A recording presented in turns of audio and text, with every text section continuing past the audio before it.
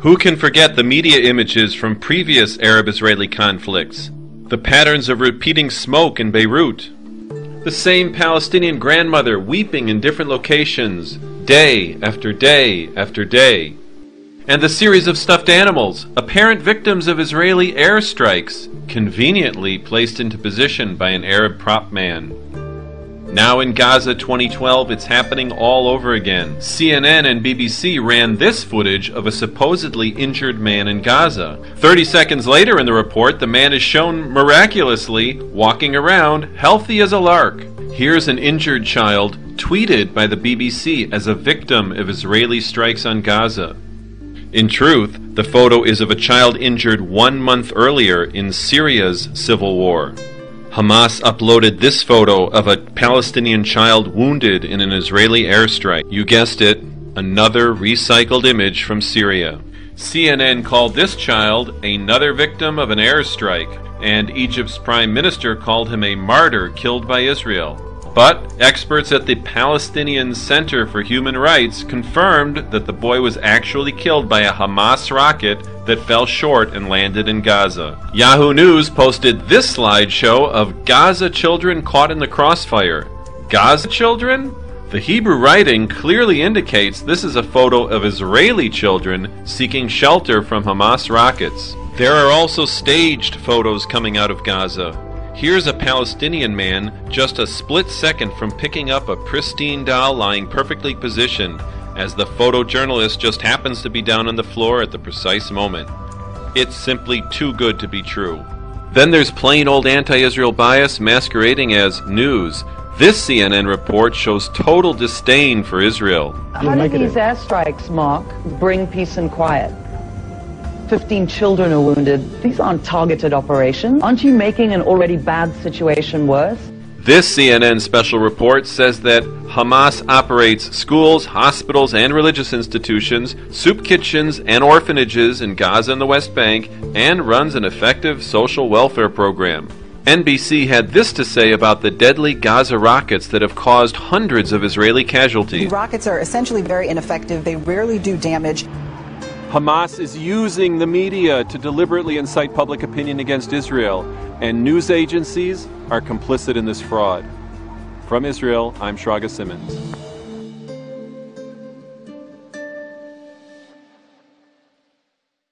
The former Chief of Staff for Prime Minister Netanyahu, Naftali Bennett, joins us. Nice to have you with the panel. We appreciate your time this morning. So describe for me where you think the main points of difference are between the Prime Minister and President Obama after their conversation of yesterday.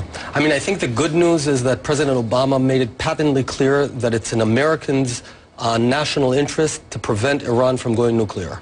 That's the good news. The bad news is that amid these discussions, words in Washington don't stop centrifuges in Natanz. So Chief UN Inspector Amano reported just now that Iran has tripled the pace of production of 20% enriched uranium, installed 2,600 new centrifuges underground during the past few months. So the main problem is that the current sanctions are too slow and too soft to stop Iran. And that means that we're not going to be able to prevent the need for an attack. And that's the main point of difference. The new word out today was that Iran says they are going to allow nuclear inspectors for one time. Do you think this new word changes the conversation at all? I think Iran's way of going, their modus operandi is to maneuver. So they invite you in, they show you 5% of it, slow you down, and they just want to buy time while they're racing to acquire the bomb. They also know that they're transferring their facilities underground, so within a relatively short time frame, they'll be immune from an attack. So that's the race to become immune. Senator John McCain talked about sort of red lines. I want to play for you what he told me yesterday, and then we'll talk about what those red lines are in your mind after this. Let's listen. I would like to see the President of the United States say, here's the following red lines. If the Iranians cross those lines, then proper action will be taken. So what are the red lines, and what does proper action mean in your mind? Well, I want to emphasize, Israel never in its history has asked America to fight for it. We're not doing that now. Always in the history, it was Israel who did the job of the world. We did it in '81 when we took out Iraq's nuclear reactor, and we did it in 2007, allegedly, when we took out Syria's nuclear reactor. I'll just point out that had we not done it, and Assad's regime is about to fall, imagine if he had 3 or 4 bombs right now, what he would do. So, A, we're not asking America to fight anyone else's war. We're willing to do what's necessary. What we do need, and there is one last chance to prevent the need for an attack, it's to immediately apply paralyzing sanctions on Iran's regime to bring the regime to the brink of collapse. That just might prevent the need of an attack. Spell them out for me. What are they? Well, the first thing is to move up the time frame. The current central sanction is on Iran's central bank. It's only set to play in, if at all, in June. Why do we need to wait for June? We need that now, yesterday, today. Just do it. Secondly, America has to present a plausible threat that the Iranians will understand that America means business. I think to a great extent, Obama's made progress this week on that. So it's a combination of carrying a big stick. I think the stick that America is carrying right now is not big enough yet. The smaller stick. Here's what the president said at AIPAC. Listen. Between our two countries is unbreakable. My personal commitment. We will do what it takes to preserve Israel's qualitative military edge, because Israel must always have the ability to defend itself by itself against any threat. There are some who are not happy with the president's words, support. Do you feel like that's changed? You're feeling better about that? I think, again, the words are powerful. The sanctions right now are not, and that's the main gap. What we need in order to retain security and quiet is immediate, paralyzing sanctions that will bring Iran's regime to the brink of collapse. Naftali Bennett is a former chief of staff for the Prime Minister of Israel. Nice to see you. Thanks for talking to us. Thanks for being here.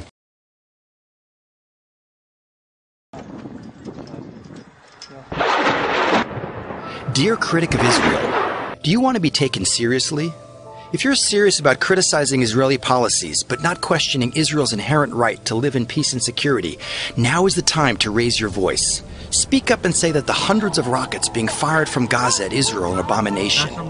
Say that attacking Israeli civilians constitutes serious war crimes. Say there can be no justification for acts of terror. Say that Israeli women, men, and children have the right to live in peace in their homes and not be on permanent 24/7 alert. Say that you empathize with Israelis who have no more than 15 seconds to reach a bomb shelter. Say that Hamas is a terrorist organization, precisely what the United States and European Union declared it to be years ago. Say you've read the Hamas charter and understand the group's goal is nothing less than the annihilation of Israel. Say that you condemn Hamas using civilians in Gaza, including children, as human shields. Say that you know Hamas is linked to Iran, from which it gets funding, weapons, and training. Say there is a fundamental difference between Israeli democracy and the despotic Hamas rule in Gaza. Say that Hamas trains children to glorify death and martyrdom, while Israel advances the frontiers of human knowledge. Say that Hamas sabotages every effort to reach peace. Say that no country would tolerate volleys of deadly rockets fired to cause murder and mayhem. Say that Israel has not only a right, but an obligation to defend itself, which means going after the terrorist infrastructure and its leadership. Say you'll avoid mealy-mouthed terms like moral equivalence and cycles of violence, as if you were playing both sides off against the middle. Speak up, unambiguously, while millions of Israelis live from one rocket alarm to another. If you remain silent or resort to ambiguity, don't expect to be taken seriously the next time you criticize Israel.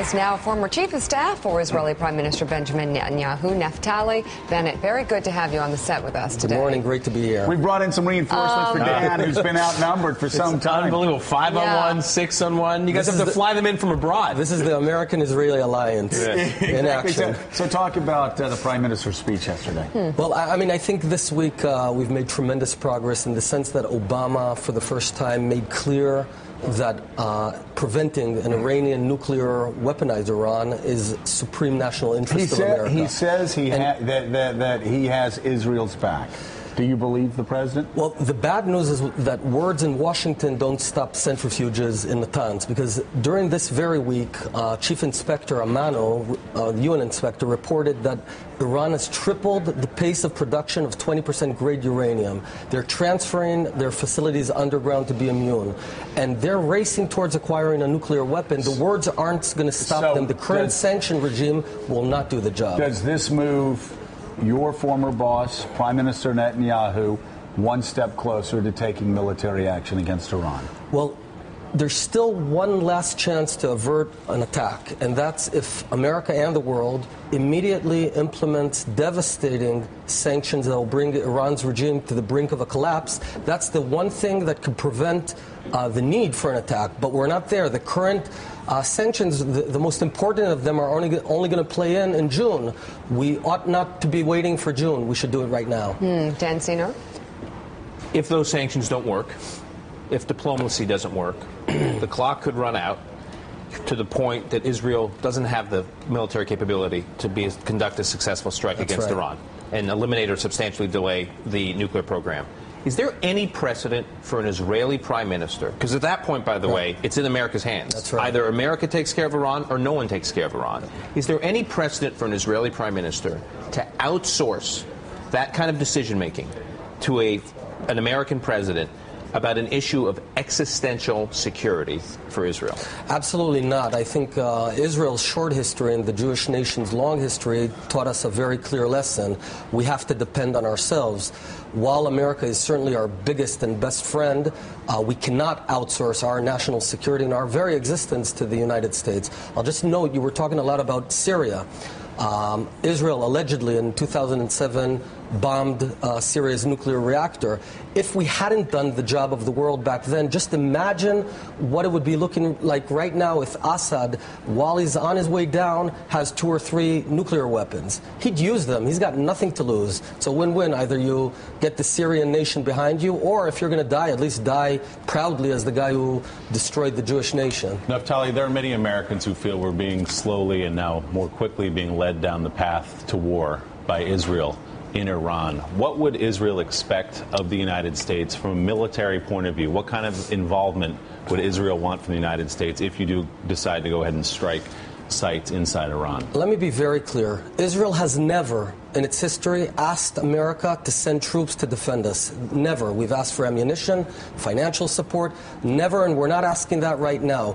Moreover, it's quite the opposite. Israel is stepping up to the plate and defending the world. We did it in '81 in Iraq. We were condemned by the entire world, and then a decade later, everyone praised us. Same goes in Syria, where we allegedly took out the nuclear reactor. Everyone now is praising us. So no one's leading America down the path. Israel might have to step up to the plate, and yeah, we will need your cover, primarily paralyzing sanctions the day after, because we might be able to slow down Iran by 2 or 3 years, but it's got to be combined with paralyzing sanctions that will prevent Iran from recovering. But this is not 1981, obviously. We're in 2012, and Iran is not Iraq. That's right. Do you have the technology to launch airstrikes that will actually denigrate their weapon systems enough to prevent development of a nuclear weapon in Iran?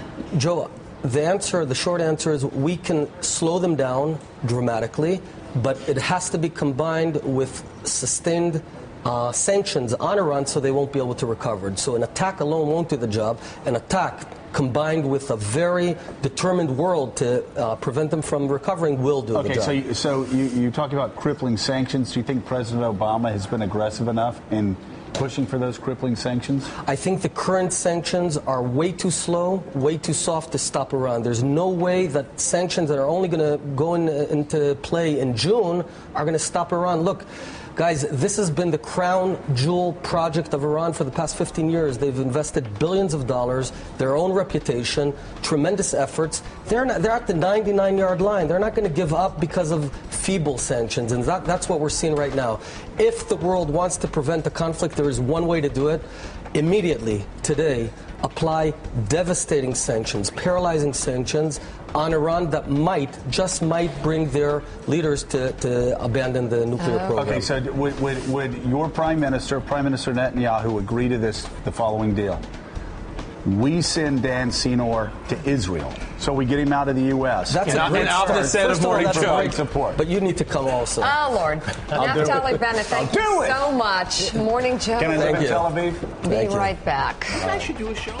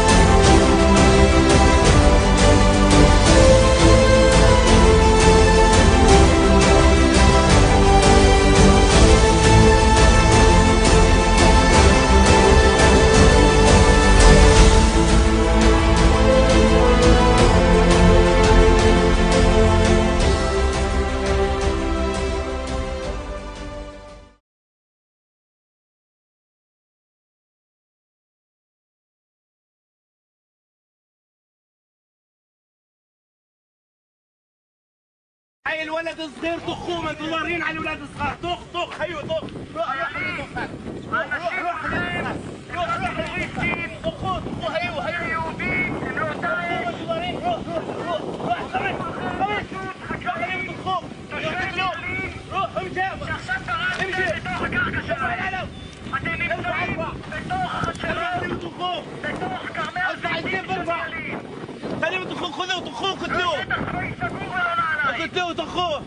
طخوه ما تضرين على الشغلات هذه قتلوه الدفاع الاخير ارفع العلم ولا ترفع ما تخافش ايوه حجر اضرب الحجر اضرب تستكلوا מאחוריכם اضرب اضرب הגגות האדומים האלה מאחוריכם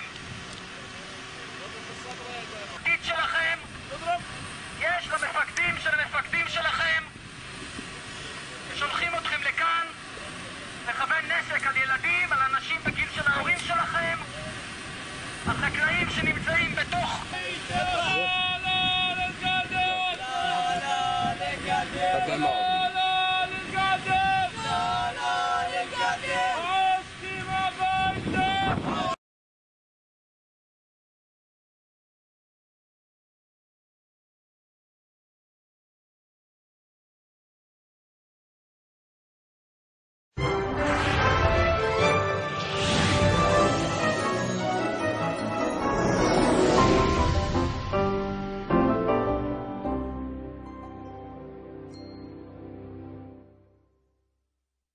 Is Israel an apartheid state? More and more these days, one hears this charge made. Oddly, when South Africa was an apartheid state, no one accused Israel of being one. The reason the charge was never made then and shouldn't be made now is the same. There's no truth to it. To those who know something about Israel or have just visited there once, the accusation is absurd, if not obscene. Indeed, it's a libel. But many people don't know very much about Israel, so let's respond to this accusation. First, what exactly is an apartheid state? And does Israel, or any one other country, fit that definition? Let's look at South Africa, the country that came up with this term. In South Africa from 1948 to 1994, there was an official policy that declared blacks second-class citizens in every aspect of life. Blacks couldn't vote, couldn't hold political office, were forced to reside in certain locations, couldn't marry whites, couldn't even use the same public restrooms as whites. Not one of those restrictions applies to the many Arabs living in Israel. 1.5 million Arabs live in Israel. They constitute about 20% of that country's population. Every single one of them has the same exact rights as all other Israeli citizens, and they always have. They can vote, and they do. They can serve in the Israeli parliament, and they do. They can own property, businesses, and work in professions alongside other Israelis, and they do. They can be judges, and they are. Here's one powerful example. It was an Arab judge, who sentenced the former president of Israel to jail on a rape charge. And nobody batted an eyelash that an Arab judge would sentence a Jewish president to prison. Some other examples. Rita Mansour is the youngest ambassador in Israel's history. Walid Badir is an international soccer star on Israel's national team. Rana Raslan is the former Miss Israel. Ismail Khaldi was the deputy consul of Israel in San Francisco. Khaled Abu Tomei is a major journalist with the Jerusalem Post. Galeb Majadel was until recently a minister in the Israeli government. They are all Israeli Arabs, not one is a Jew. And how many people outside of Israel know that all the road signs in Israel, for example, are in English, Hebrew, and Arabic? Not only is Israel not an apartheid state, Arabs in Israel are freer than any Arabs in the Arab world. No Arab in any Arab country has the civil rights and personal liberty that Arabs in Israel have. That's because Israel is a pluralistic, liberal democracy, the only one in that part of the world. Now you might say, well, okay, Palestinians who live inside Israel have all these rights, but what about the Palestinians who live in what are commonly known as the occupied territories? Aren't they treated differently? Well, of course they are, because they're not citizens of Israel. They are governed by either the Palestinian Authority or Hamas. The only control Israel has over these people's lives takes place when they want to enter Israel. Then they are subjected to long lines and strict searches because Israel has to weed out potential terrorists. And what about the security wall that divides Israel and the West Bank? Is that an example of apartheid? That's rather easy to respond to. Is the security fence being built between the United States and Mexico an example of apartheid? Of course not.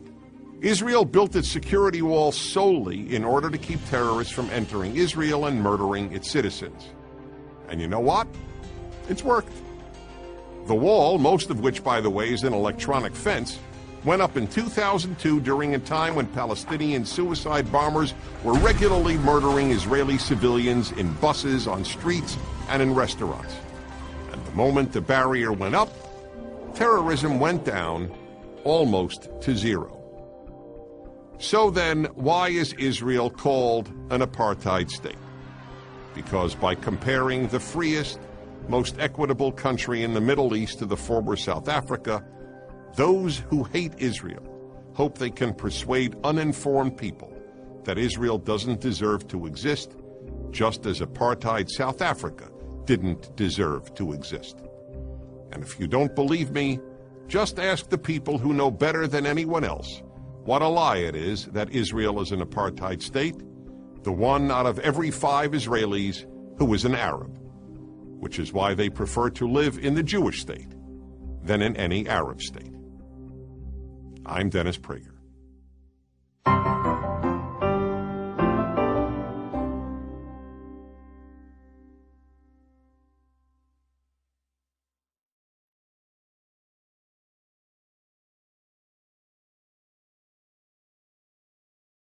We're here at the port of Ashdod in Israel, just north of the Gaza Strip, where in the early hours of May 31st, the Israeli Navy boarded a ship from the so-called Free Gaza movement. As the soldiers rappelled down from a helicopter onto the ship, they were immediately attacked with lethal weapons, steel pipes, wooden clubs, and knives. This attack on the soldiers is the most salient point of information. Yet the New York Times described the clear video evidence showing the Israeli soldiers under attack as merely supporting an Israeli claim. The Times then quoted Greta Berlin of the Free Gaza movement, calling the Israeli version a lie. By presenting the two sides with equal credibility, the Times is apparently unable to distinguish between irrefutable video evidence and a lame and defensive verbal denial. The activists had clearly prepared their weapons in advance. The ship was well stocked with smoke bombs, an array of metal pipes, wooden clubs, axes, crowbars, fire bombs and stun grenades, switchblades and combat knives. Yet BBC quoted a spokesman of the Free Gaza movement brushing off the idea that activists possessed weapons as cheap Israeli propaganda. It's interesting that the activists' weapon of choice was the slingshot, evidenced by the enormous supply of slingshots discovered on the ship.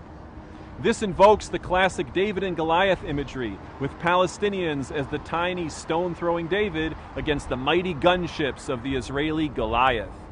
No matter what the facts, media outlets seem unable to shake that narrative of Israeli aggression. Case in point, Reuters distributed this news photo showing an injured Israeli soldier. The Reuters caption, however, misidentified him as a pro-Palestinian activist. Reuters automatically assumed that the victim was pro-Palestinian and Israel was the aggressor. With all this lethal weaponry, how did the media portray the activists? The New York Times ignored this little reality, quoting a spokesman for the Free Gaza movement saying the activists were not military personnel, but were rather a group of artists, intellectuals, and journalists.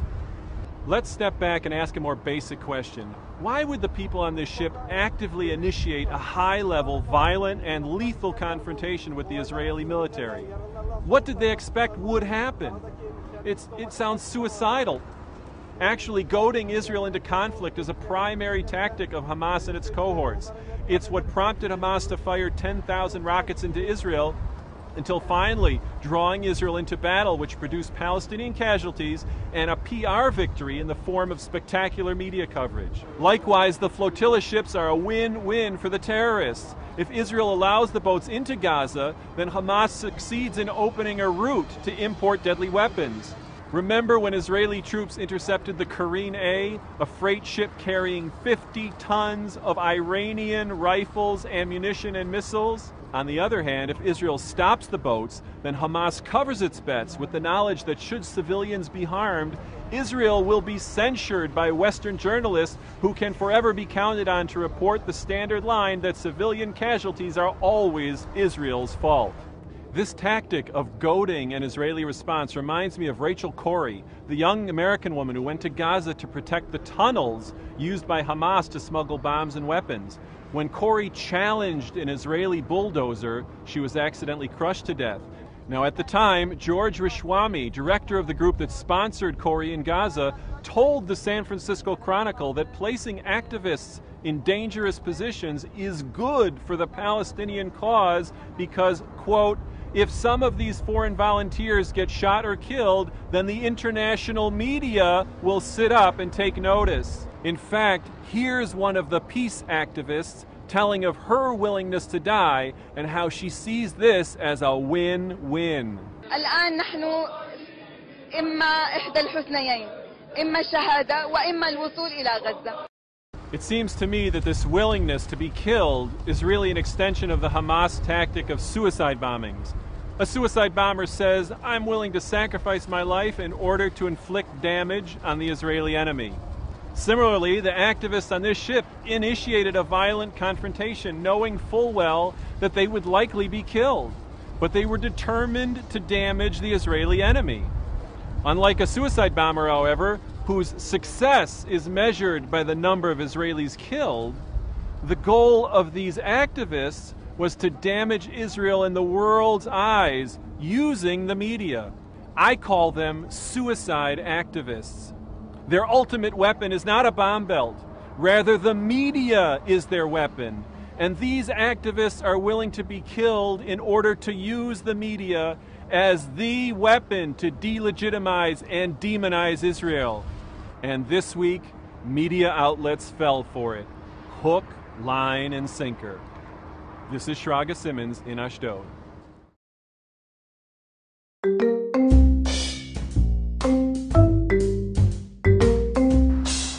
In April, the Guardian newspaper declared that Tel Aviv is Israel's capital. Now, Tel Aviv is an amazing city. Anyone who visits will find cutting-edge high-tech, beautiful beaches, vibrant nightlife, rich culture, and a diverse mix of people. But is Tel Aviv Israel's capital? We tried to find out. So we're in Tel Aviv, Israel. The Guardian says this is the capital of the state of Israel. Is this true? No. Is the Prime Minister's office here in Tel Aviv? No. Where is his office? Jerusalem. Jerusalem. Jerusalem. לירושלים, רק לירושלים, רק לירושלים. Is this the capital? No. Where is the capital? Capital of Israel is Jerusalem. There is no question about it. Is Tel Aviv the capital of Israel? Absolutely not. Where's the capital? Jerusalem. Always has been, always will be. The beach is in Tel Aviv, but that's it. Can you take us to the Prime Minister's office here in Tel Aviv? No, Jerusalem. Can you take us to the Supreme Court here in Tel Aviv? No, Jerusalem. ממשלה בירושלים, פרלמנט ירושלים, כנסת ירושלים.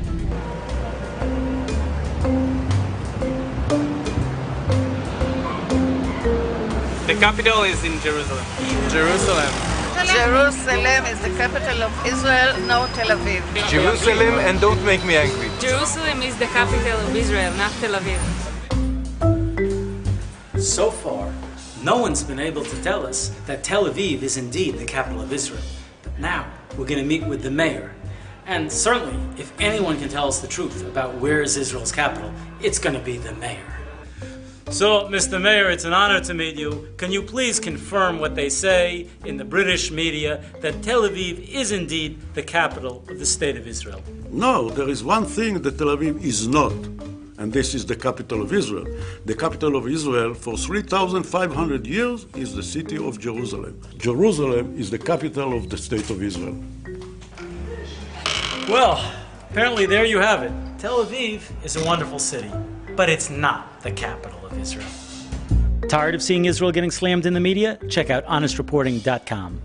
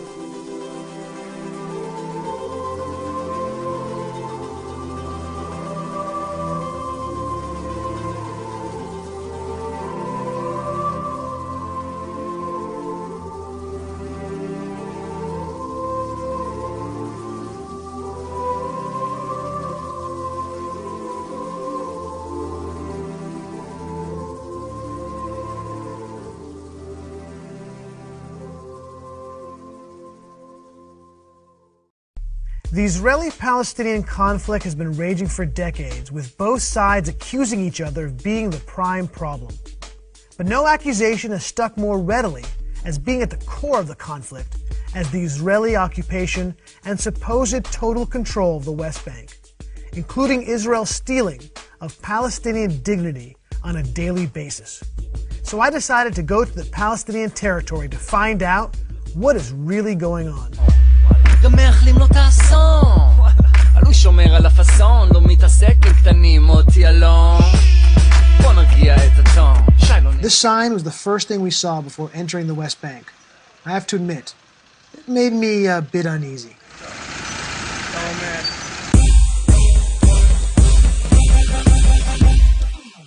We met up with the rest of our crew across the border.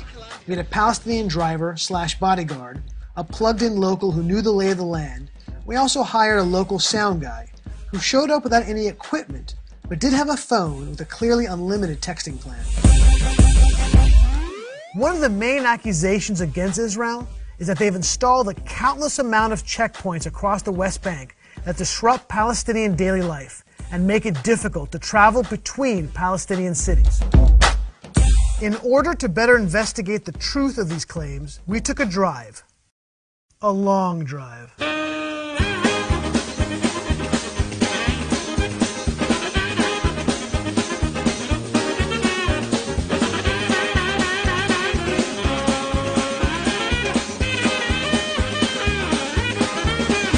We drove hundreds of miles throughout the West Bank in a Palestinian car with a Palestinian driver. We were never stopped.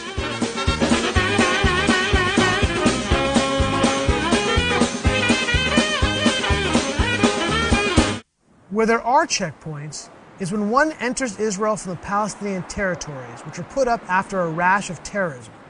Hundreds of thousands of Palestinians use these points of entry into Israel in order to get to their jobs. The accusation here is that Israel takes away Palestinian dignity by deliberately making life hard for Palestinians when entering Israel. So I decided to go to the Kalandia checkpoint, the major point of crossing into Jerusalem, and ask Palestinians how long it takes them to cross over into Israel. כשאתה עובר מפה לשם, כמה זמן זה לוקח? בדרך. يعني قديش بياخد وقت؟ 10 דקות. 10 דקות. 10 דקות. 10 דקות. 10 דקות. כן, and to come back, לחזור גם... אם יש טראפיק, זה חצי שעה.